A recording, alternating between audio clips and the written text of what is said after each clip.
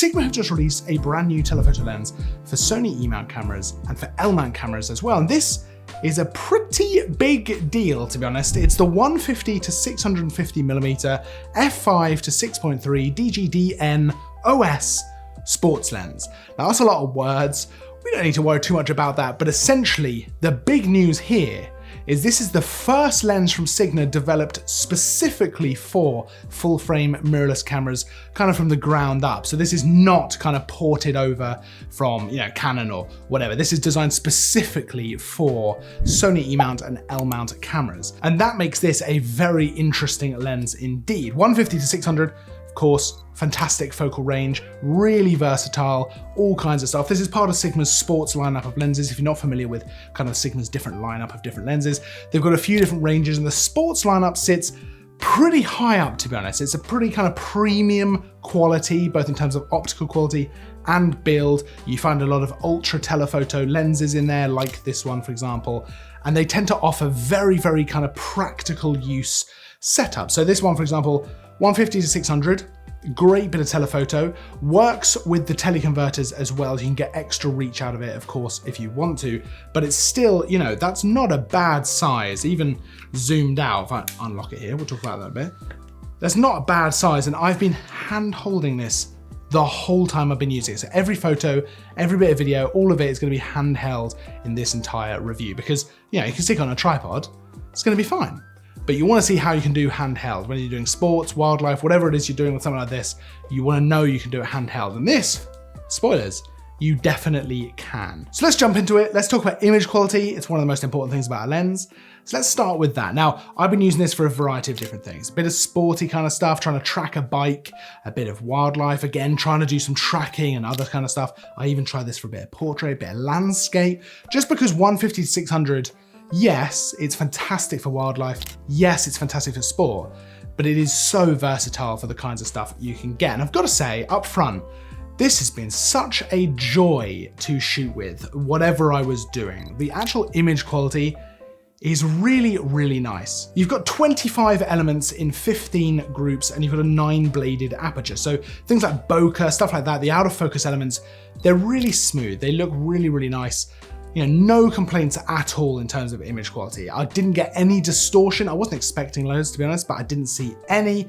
It just edge to edge looks really good. It's nice and sharp. The color rendition is really nice. Now, of course, I was using this with a Sony a7 III, so I was able to shoot about 10 frames a second in terms of wildlife and sports. Autofocus wise, it was super quick, and this is obviously designed with this in mind. Now, of course, Sony autofocus is fantastic anyway, and this absolutely kept up. So whether it was face detect, eye detect, tracking a subject, whether that was wildlife, or whether that was the bike kind of moving along, I was able to really hone in on that and completely rely on the autofocus. Any mistakes only came from me. So not from the autofocus, they were only from me. And I was actually able to track the eye and the face and all that kind of stuff. No hunting, nothing like that.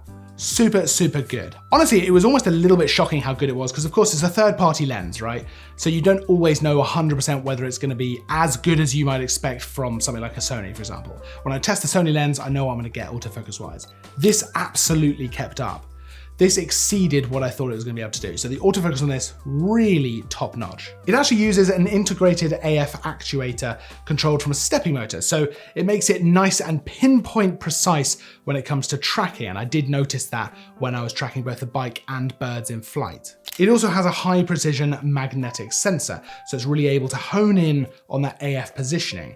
And we don't see that all the time with telephoto lenses like this. So it's nice to see in this lens. It really feels like Sigma have gone all out to make this a very premium feeling lens when you shoot with it. Now, of course, with a lens like this, we should talk about stabilization. Now, like I mentioned earlier, everything shot in this review, photos, video on this lens, completely handheld. Let's pop up a bit of video that I shot handheld.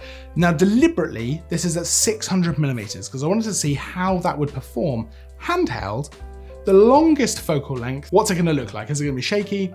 But no, I mean, certainly through the camera, it looks really quite decent, and you can really tell as soon as you half press the shutter to actually take a photo or you pop the video on, That stabilization is impressive. It's up to 4 stops of image stabilization, and you can really feel it with this lens. When you half press that shutter, you really feel it kick in and just change everything. Now, I've been shooting with this over a couple of days, and it happens to be when there's a lot of wind as well. So even stuff like the landscape stuff I was doing, you know, the wind is blowing you all over the place. It is crazy how windy it is, but actually with the stabilization, it really sorted it out. And it meant in terms of still subjects, I could use a slower shutter speed, get more light in there, didn't have to bump that ISO up nearly as much.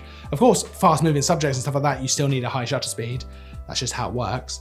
But certainly if it's a still subject or something that's very slow or something like that, you can use a slower shutter speed and absolutely rely on this stabilization. So let's talk a little bit about the actual build and design of this lens, shall we? Because that's a big part of it, especially with a lens like this. Now, like I said before, it's not super massive and it's not super heavy either. Even zoomed all the way at 600mm, it's not crazy big.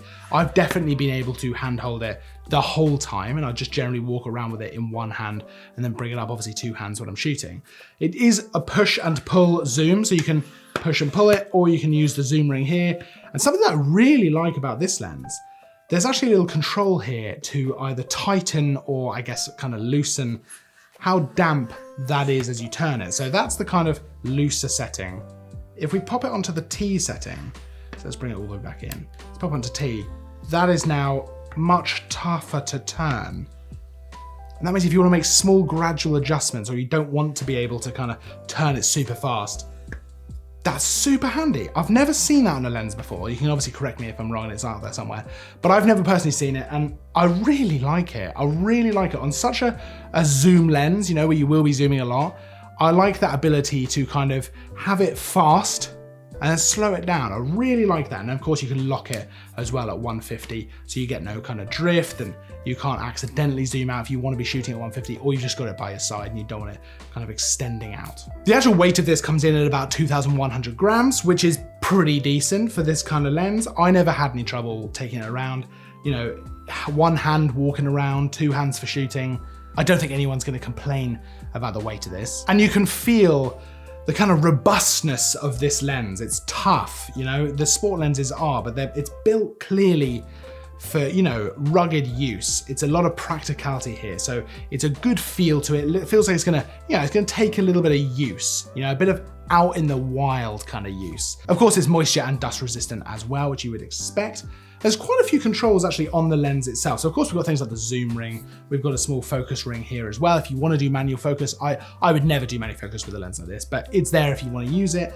And then you've got a bunch of controls to actually set the lens up how you'd like. We've obviously got the focus AF, MF switch. We've got a focus distance switch in there as well, so you can actually change how far out you're able to focus. You know, makes it easier for the autofocus to know what you're trying to shoot. You've got the optical stabilization, the different modes, or of course you can turn it off as well if you'd like. And then you've got your kind of custom profiles, which you can turn on for your different custom buttons actually on the lens. This is gonna be a huge deal. Anyone who wants to get a telephoto lens for E-mount, L-mount, this is going to be difficult to beat in many, many ways, because when you talk about 150 to 600 versus like a 100 to 400, let's say, there's quite a lot more range here.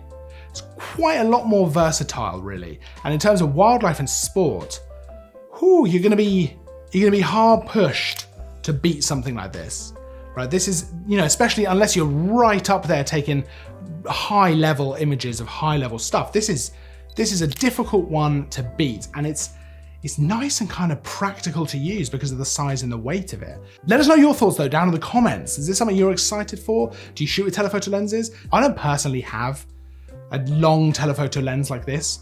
This is the one I would buy if I was gonna get one. I shoot a lot of Sony anyway, mostly Sony to be honest.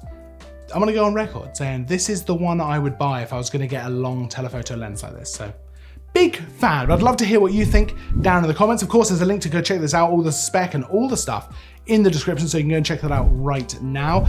Don't forget to like and subscribe if you enjoyed the video, and of course, I will see you in the next video. And as always, thanks for watching.